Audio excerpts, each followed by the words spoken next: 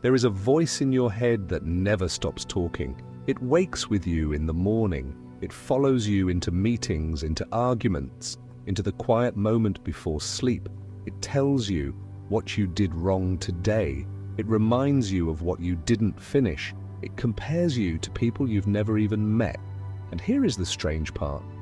You would never let another person speak to you the way you speak to yourself. If a stranger followed you around all day, whispering, "You're not enough. You always mess this up. Everyone else has it figured out but you," you would ask them to leave. You might even call it cruelty. But when the voice is your own, you call it honesty. The old Buddhist teachers had a name for this. They called it the second arrow. The first arrow is the pain that life brings, the loss, the failure, the rejection. That one we cannot always avoid. But the second arrow is the one we shoot ourselves, with our own words, long after the first one has already landed. Today, I want to show you how to stop shooting that second arrow, not through willpower, not through positive thinking plastered over old wounds, but through something much older and much quieter, a way of speaking to yourself that Buddhist monks have practiced for over 2,000 years. Try it honestly for just 3 days, and something in you will begin to soften. Not because your life will have changed, but because the voice narrating your life finally will. Stay with me. This is going to be one of the most important 20 minutes you spend with yourself all year. Let me tell you a story, the kind that gets passed quietly from teacher to student, the kind with no single author, because it has been retold so many times it now belongs to everyone. A young traveler climbed a mountain to visit a monastery, seeking a teacher who was known simply as the old sweeper monk. He found the old man exactly where the villagers said he would be, sweeping the temple steps, unhurried, as if he had all the time that ever existed. "Master," the traveler said, "I have come because I cannot bear my own mind. Every day I fail myself. I criticize everything I do. I cannot forgive my mistakes. I'm exhausted from being my own harshest judge." The old monk kept sweeping. "Tell me," he said without looking up, "if a friend came to you exhausted, ashamed, afraid they were not good enough, what would you say to them?" The traveler thought for a moment. "I would tell them they are doing their best. I would remind them that everyone struggles. I would say their worth isn't measured by one bad day." "Good," said the old monk. "Now tell me, when did you last say those words to yourself?" The traveler had no answer. The old monk finally stopped sweeping and looked at him with eyes that seemed to hold no judgment at all, only a strange, deep patience. "You already know how to be kind," he said. "You simply forgot that you are also allowed to receive it. You have spent your whole life being a stranger to yourself. Come back tomorrow, and the next day, and the day after that. For 3 days, I will teach you how to speak to the one person you can never leave, yourself." That story is a teaching wrapped in a memory. And what the old monk taught that traveler over 3 days is exactly what I'm going to walk you through now. Not as ancient theory, but as something you can actually practice. Starting today, if you choose to. Because here is the truth Buddhism has always pointed toward. You cannot control most of what happens to you, but you have almost complete control over the voice that narrates it. And that voice, practiced daily, becomes your mind. It becomes your character. It becomes eventually your entire experience of being alive. The Buddha himself opened one of his most well-known teachings, the Dhammapada, with this very idea. All that we are is the result of what we have thought, not what happened to us, what we thought about what happened to us. So let's begin where the old monk began, with day 1. Day 1. Speak to yourself as a witness, not a judge. On the first day, the traveler returned to the monastery and the old monk handed him a broom. "Sweep beside me," he said, "and tell me the thought that troubles you most."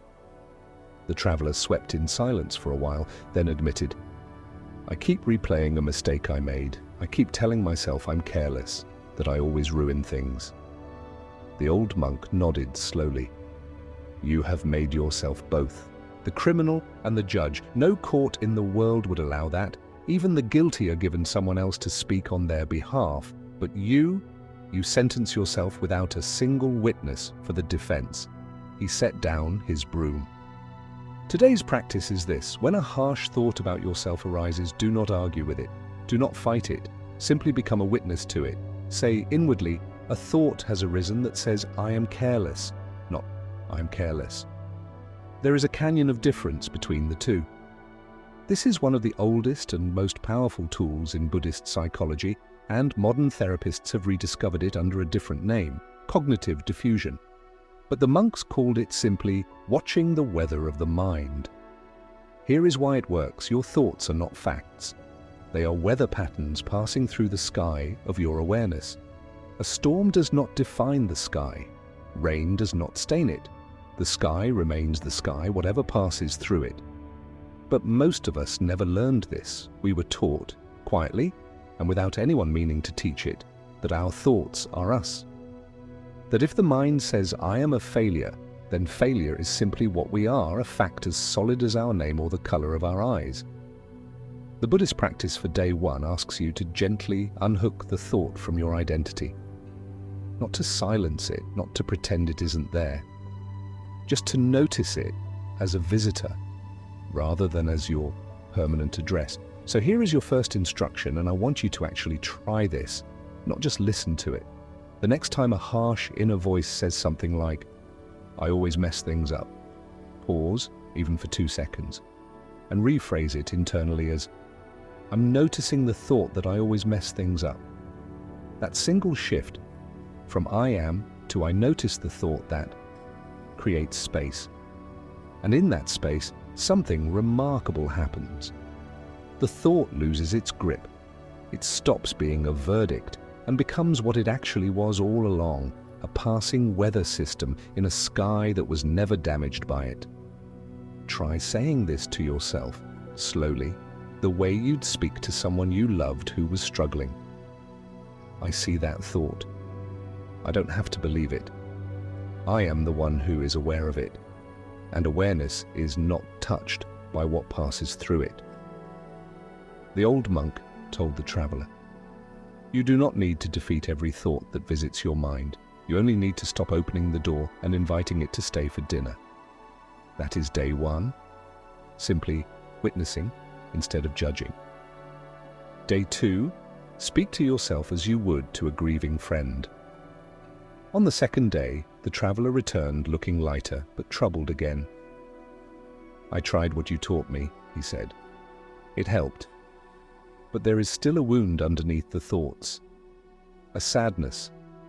A sense that I am somehow behind in life, unworthy of the peace other people seem to have. The old monk poured 2 cups of tea, one for the traveler and one that sat, untouched, across from him. Who is that tea for? The traveler asked. For you, the monk said, the version of you that is suffering right now. I want you to imagine for a moment that the person feeling unworthy is not you at all, but your dearest friend, sitting exactly where that empty cup sits. What would you say to them? The traveler hesitated. I would tell them that they don't have to have it figured out yet, that being behind isn't a moral failure, that most people who look like they have peace are simply hiding their storms better. Then say it, the old monk replied, not to the empty chair, to yourself. This is the heart of what Buddhism calls metta, often translated as loving kindness, though I think that translation loses some of its weight. It is not sentimental. It is not soft in the way we sometimes dismiss softness as weakness. It is, in fact, one of the most disciplined practices in the entire tradition, because it asks you to do something almost unnatural, extend the same compassion to yourself that you extend so easily to others. Ask yourself honestly, and I mean this question, don't just let it pass by. If your closest friend came to you tonight, exhausted and ashamed of a mistake, would you list every flaw they've ever had? Would you tell them they don't deserve rest until they've earned it? Would you remind them of every other time they've failed? Of course not. You would sit with them. You would say, this doesn't define you. This is a moment, not a verdict. And yet, How many of us say that too? Ourselves at 2 in the morning, staring at the ceiling, replaying the day's failures on a loop? The Buddhist teacher Thich Nhat Hanh once described this practice as tending to the wounded child inside of us. Not as a metaphor for weakness, but as an act of genuine maturity, because it takes far more strength to be gentle with your own pain than to bury it under criticism and call that discipline. So here is your practice for day 2. When you catch yourself in a moment of shame or sadness or self-criticism, place a hand, actually physically, on your chest or your heart, or even just your own arm. This isn't superstition. It activates something real in the nervous system, a signal of safety the body understands even when the mind doesn't. And say to yourself slowly the way you would say it to someone you loved. This is a moment of suffering. Suffering is part of being alive. It does not mean I have failed at it. May I be gentle with myself, the way I would be gentle with anyone I love who was hurting. Say it even if it feels foreign, even if part of you resists it, calls it silly, calls it undeserved. That resistance is not evidence that you don't deserve kindness. It's only evidence of how long you've gone without receiving it from the one voice that's with you every single moment, your own. The old monk told the traveler, "You have spent years training yourself to be a soldier against your own heart. Today I am only asking you to lay down that weapon for 5 minutes at a time.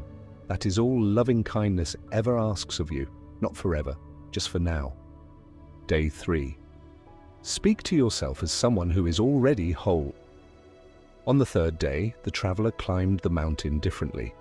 Something in the way he walked had changed, not dramatically but noticeably, the way a river changes course by only a few degrees and yet ends up somewhere entirely different by the time it reaches the sea. He found the old monk sitting still, not sweeping, simply watching the horizon. "Master," the traveler said, "I no longer fight every thought. I have begun to be gentler with my pain, but there is still a quiet ache, a sense that I must fix myself before I am allowed to feel at peace. That peace is a reward I haven't yet earned." The old monk smiled. The first time in the story he is described as smiling. "That," he said, "is the last illusion. And it is the hardest one to release because it feels like humility when really it is simply a more sophisticated form of self-punishment." He gestured to the horizon. "You believe you are a broken thing that must be repaired before you deserve stillness. But you were never broken. You were only ever covered, the way that horizon is covered by mist some mornings. The mist is not a flaw in the mountain, it simply passes. The mountain was whole underneath it the entire time." This is perhaps the most radical idea in the entire Buddhist framework of self-talk, and it's the one most people skip past because it sounds, at first, like spiritual bypassing, like pretending you have no flaws, no growth left to do. But that's not what it means. It means this: your worth was never something you had to earn through fixing yourself. Your worth is not a finish line at the end of self-improvement. Buddhism speaks of Buddha nature, the idea that the capacity for peace, clarity, and goodness is not something you build from nothing, but something already present in you, the way gold is already present in ore before it's ever refined. The refining doesn't create the gold, it only reveals what was always there. Most of our inner dialogue assumes the opposite. It assumes we start from a deficit, that we are behind, incomplete, in need of constant repair before we're allowed to simply exist without anxiety.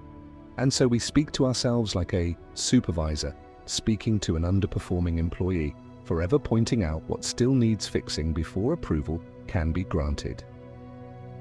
For day 3, here is your practice. At some point today, ideally in a quiet moment, maybe right after you finish this video, sit for just 60 seconds and instead of asking, "What do I need to fix?" ask a different question. What is already whole in me, underneath everything I'm currently worried about? You might find it in something small. The fact that you still show up for people you love, even when you're exhausted. The fact that you noticed your own harsh thoughts today, instead of being run entirely by them. which if you're watching this, you already have. The fact that some quiet, resilient part of you kept going through days that would have broken people who had less of whatever it is you have. Say this to yourself, and let it be the closing line of your 3 days. I do not need to finish becoming someone to deserve peace today. The peace was never waiting on the other side of my flaws. It was underneath them the entire time, waiting for me to stop looking so hard for what was missing. The old monk's final words to the traveler were simple. Come back not to see me again, but to see whether you still need to. One day you will realize the sweeping was never really about the steps. And the traveler walked back down the mountain, not fixed, not perfected, not free of every hard thought that would ever visit him again, but changed in the one place that mattered, in the voice that would now walk with him for the rest of his life. So here is what I'm asking of you. Not belief, not perfection, just 3 days. Day 1. When a harsh thought arises, don't argue with it, witness it. I notice the thought that, instead of I am. Day 2. When shame or sadness visits, speak to yourself the way you'd speak to someone you love who was hurting, a hand on your heart. This is a moment of suffering, not a verdict on who I am. Day 3. Remember that peace was never a prize, waiting at the end of fixing yourself. It was already underneath, the way the mountain was always whole beneath the mist. None of this will make your life easier tomorrow. The traffic will still be slow, the email will still be difficult. The mistake you're afraid of making might still happen, but the voice that meets all of it, that voice can change. And when it does, you'll find that most of what felt unbearable was never really the event itself. It was the second arrow, the one you were shooting at yourself, thought after thought for years, without ever realizing you were holding the bow. Put it down, just for 3 days, and see who is still standing there, quiet, whole, and finally, on your own side. If this found you at the right moment, let it sit with you before you scroll to the next thing. And if you'd like more of these quiet teachings drawn from old wisdom for the noisy mind we all carry now, stay a while longer. There's more waiting for you here.